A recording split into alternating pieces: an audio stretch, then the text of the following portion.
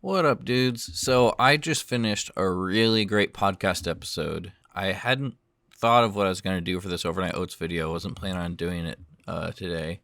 But I finished this episode and I was just struck with inspiration. I needed to spread some of the good thoughts that I gained as I was listening to this podcast. So the podcast is called Maintenance Phase, and it's by Aubrey Gordon and Michael Hobbs, I think are their names. I'll link it. The episode I just listened to is Zombie Statistics Spectacular. But the podcast is really good. It focuses a lot on like body shame and just fatness and health in America, and just a lot of really cool intersections. And they have many different episodes. They have one that's like the history of vibrators, which was hilarious. And then they have some where they dig deeper into issues around diet culture and all sorts of good, interesting stuff that needs to be kind of deprogrammed in America, in my opinion. But this episode was called Zombie Statistics Spectacular, or maybe I already said that.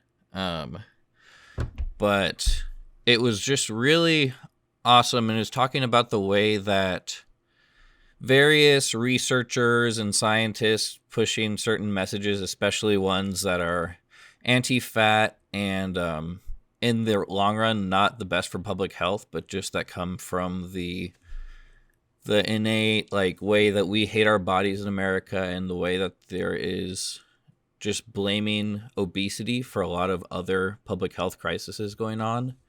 But their podcast is great because they just look at the statistics that these really influential writers and politicians use to justify what they're saying.